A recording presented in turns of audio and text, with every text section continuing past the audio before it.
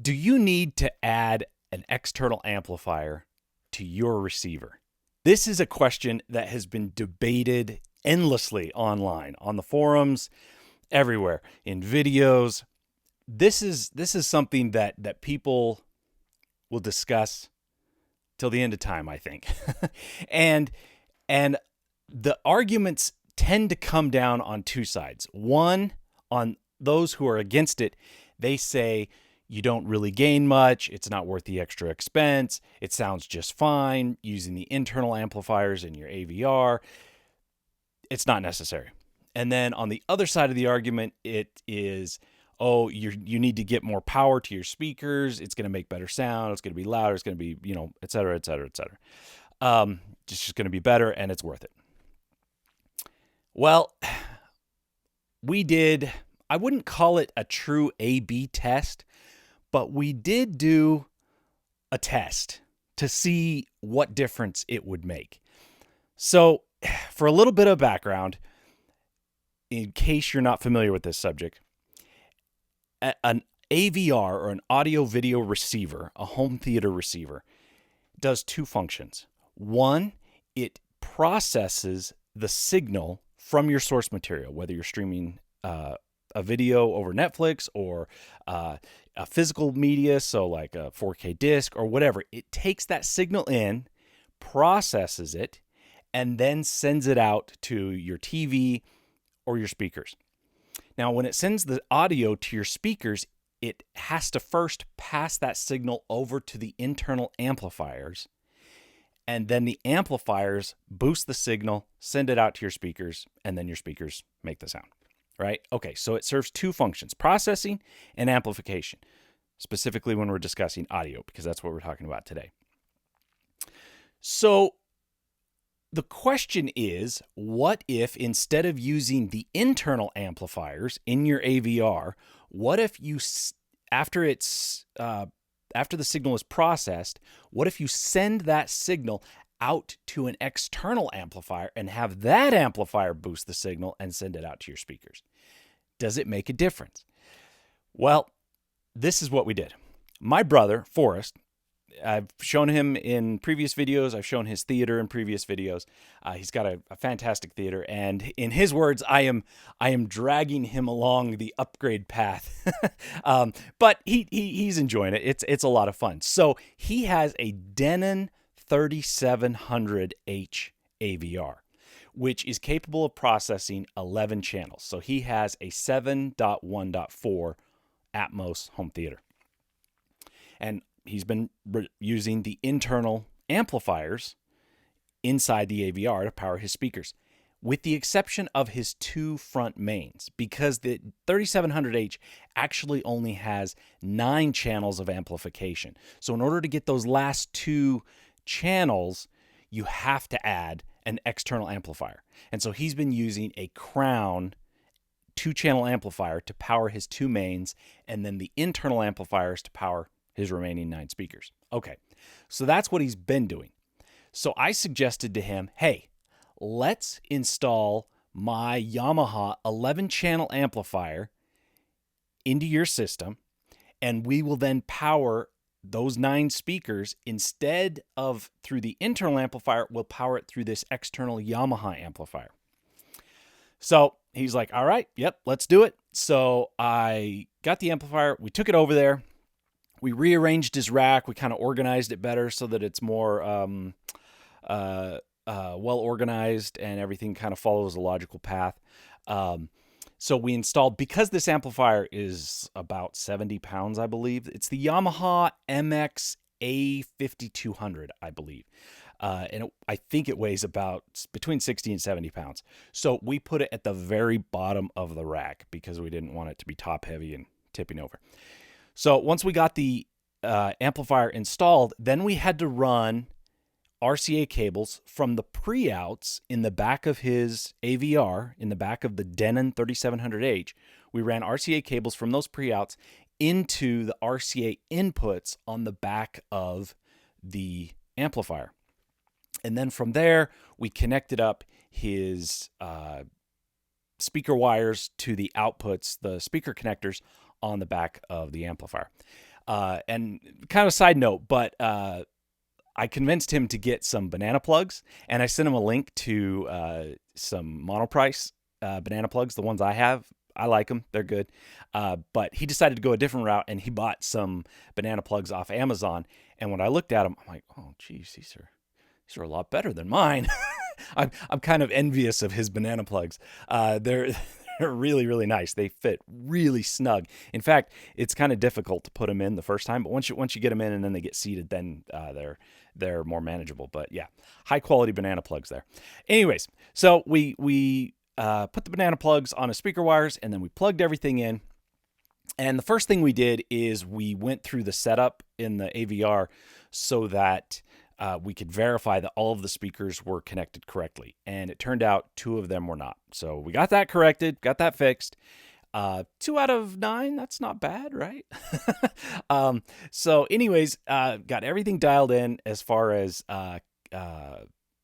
being plugged in correctly. And then at that point, we had to rerun the Odyssey calibration in the Denon 3700. And this is an important point. Anytime you make any changes like this to your setup, you want to rerun the calibration. Not just changes to your setup, but as far as the electronics, but also like if you move a couch, if you move stuff around inside of the room, you always want to rerun the calibration because it will change the characteristics, the sound characteristics of the room. So after getting everything installed, we reran Odyssey, got it all dialed into his main listening position, and then we ran some demos. Now, let me give you some specs on what he had before versus what we had now. So with his Denon 3700, it puts out 105 watts per channel. And that is for 2 channels driven. So that means that, yeah, you can get that many watts per channel as long as you're only driving 2 speakers.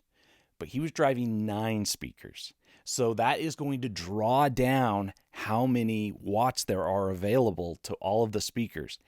And so the thinking goes that by running everything off your AVR, as far as amplification goes, your speakers, the more speakers you add, the more starved your speakers will be for power, which makes sense. Like it's not limitless, right? Like it's all running off that one power supply. And the power supply is not just running amplification, it's also doing all that processing.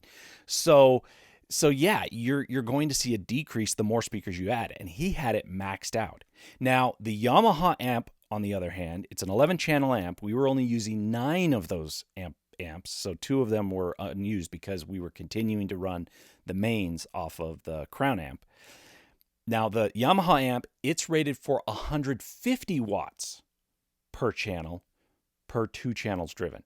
So it has more output, and it's also a dedicated amplifier. That's all it does, and it has a really, really massive power supply in there. So it's got enough juice to power all those speakers. So it's definitely, on paper, it is a large upgrade to go from the Denon internal amps up to the Yamaha external amp. On paper, it's a pretty dramatic increase. But would it translate to any difference in sound? This is what we saw, or rather, this is what we heard. My brother, typically in his theater, will have to turn his AVR up to -10, -5 to get a sound where the SPL, the sound level, is at a level where he wants it to be at, where it's producing enough volume, not too much, not too little. That's where he's comfortable listening. After we switched over to the Yamaha amp, he was reaching that comfortable listening level at like -22, -20. I don't think we really went above -20. So just from that standpoint, that indicates to me that there is a noticeable difference in the horses under the hood, so to speak, to use a car analogy. It's got more power there available, and you don't have to push the AVR, you don't have to push the amplifiers as much to get the same level of sound.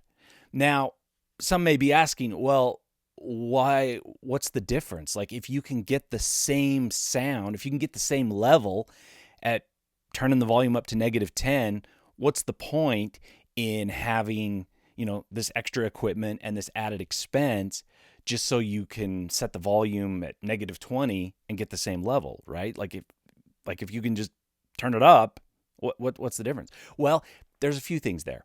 One, I'll go back to another car analogy. You have a 4-cylinder engine car, right? Like, let's say a little Toyota Corolla, right?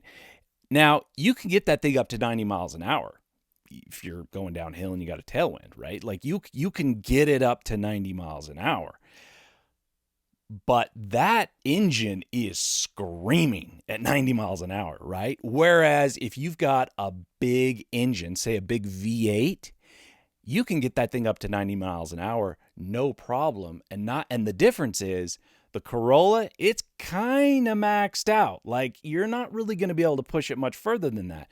Whereas the big V8, yeah, you get it up to 90 miles an hour and it's riding comfortably. It's just cruising and you have more headroom. You've got more to go, more to push, right? So it's kind of the same thing with these amplifiers, external amplifiers. Yeah, you can crank the volume up to -10 on the AVR and run it off the internal amps.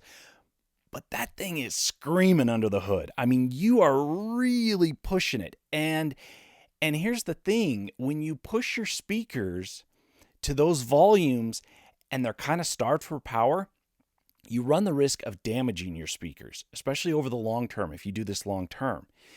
And so it's better to feed them more power and have them play at the same volume, but with more power hitting the speakers.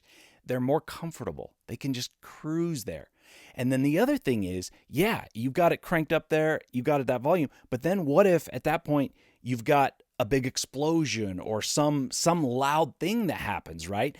You've already pushed those speakers as much as they can go with the amps under the hood of the AVR. And then when that big explosion hits, it doesn't really have much more to give. Whereas if you're running this external amp, you got those horses just ready to go. Like it's like if you were going 90 miles an hour with a V8 and then you need to pass somebody and you punch it, boom, and it just accelerates, right? You're already doing 90, but it has no problem accelerating past that. And so this is why I am a big proponent of external amplification. I just like having external amps driving my speakers.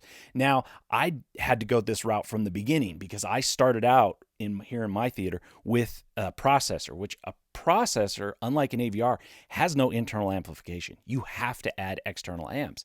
And over time, I've changed and upgraded and modified which external amplifiers I'm using. And right now I've got a really good system. I've got 3 Outlaw Audio monoblocks running my LCRs, which means I have a dedicated amp, a single amp, whole chassis for each speaker, each of those 3 speakers. So I've got plenty of power there. I'm running my 4 height speakers off a 4-channel Buckeye amp, 150 watts per channel. Does great. And then my sides, surrounds, and rears are all running off 3 Crown amps. And I love it. It's great. My speakers have all the power they need. I can drive them as hard as I could ever want. My ears will give out long before my speakers will. And that's the way I like it, because I like having that headroom under the hood. So again, this is not what I wouldn't call this a scientific test. Like it wasn't a scientifically rigorous A/B test.